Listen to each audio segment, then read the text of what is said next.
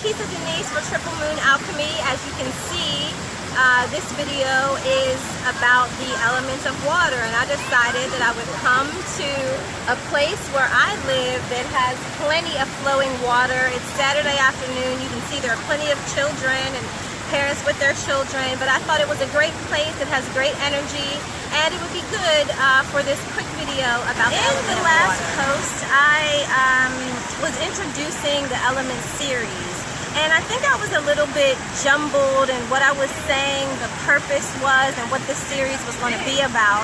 And so I clarified some things on the blog that really drills down and clarifies what this series is about and really what I meant when I was talking about some of the things that I was saying. So if you want to know what my retraction or my correction is, you can visit triplemoonalchemy.com and look up the first post in the series of the elements. Okay, so let's get into this water thing.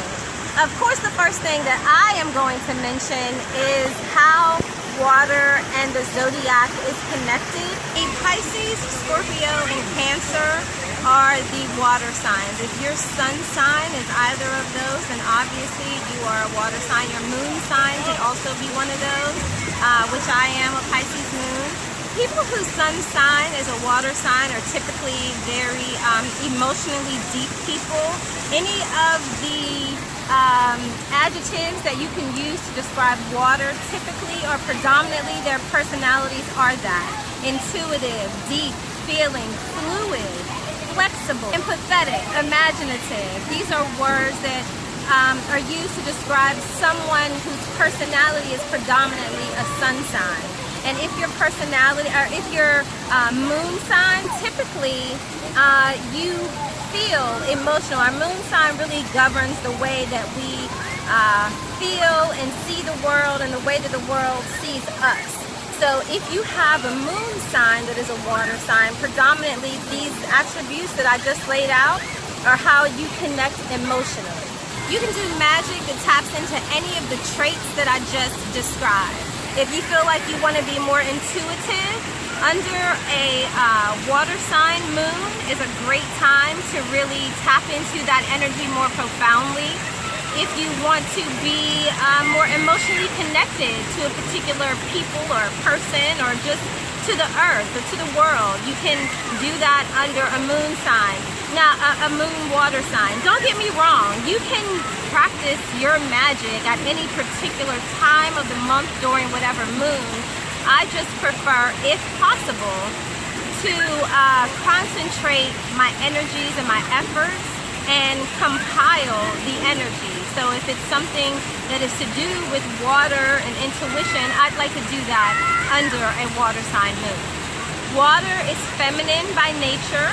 It is a very nurturing element, although it can also be destructive. We know that water, there's flooding, there are monsoons and things of that nature that can really end life. But in general, but isn't that also like a woman, like mess with her children and she will kill you? Water is very intuitive and very nurturing, like a mother. Think about being in a boat. The water gently rocks you, you know, like a mother would a baby. So think that, feminine. So as far as nurturing certain aspects of yourself or bringing certain aspects into being under a water sign moon, you can also use the water to release and to let go. A good example is water like this rushing, flowing water. If you wanted to release anxiety, fear, frustration, sadness, coming to rushing water and standing in that water, taking time to meditate and to release and let go is a great thing to do with the aid of the water element. The water element, like I said, is feminine and nurturing and wants to help you to carry those emotions away. So just like you can go to the water to bring things to you, you can also go to the water to release them. Water is extremely powerful. Have you ever noticed how small trickles, even drops, in the side of a mountain over time will erode that mountain and cause a divot or ultimately a waterfall or a stream? Water is extremely persistent. If you are looking to break through, for example, and you want to bring the attributes of water, you want to be like the water, to move the earth, to break through, you can tap into the powers of water. And you don't always have to come outside to tap into the powers of water. You can collect rainwater, which is a whole other subject. But you can collect rainwater. You can, your ritual bath, your shower, you can utilize the water that is closest to you at the time to bring about whatever it is that you need. Water embodies creation inspiration. If you are looking to start a new project of any kind, soaking in your bath and meditating, thinking about the things that you want to produce, the things that you want to make, any of us at any time in the beginning parts of creation of a particular idea, this is feminine energy, which is also water energy. The energy that it takes to actually put those things into practice is a different energy, and we'll get to that when we get to the element of fire. All right, some crystals that you can have on your being or in your presence that have water energy. Lapis lazuli is a great one for that. Blue agate is another great one. And also cowrie shells. Cowrie shells are an excellent symbol of water, especially if you know anything about orishas.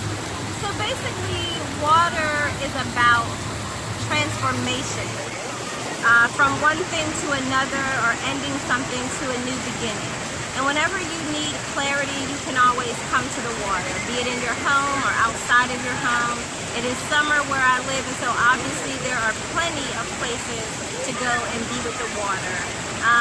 Do incorporate water into your magic. There is so much more on the subject of water. Up at triplemoonalchemy.com, there's an entire blog post dedicated to the element of water. I encourage you to visit, check it out, and comment. Let me know that you went there because of this video.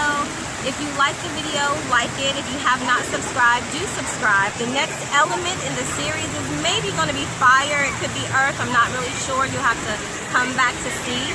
And if you do want to see the rest of the series, not only subscribe, but make sure you hit the little bell, the notification down below, so that you can get notifications when it's up, so that you won't be left behind.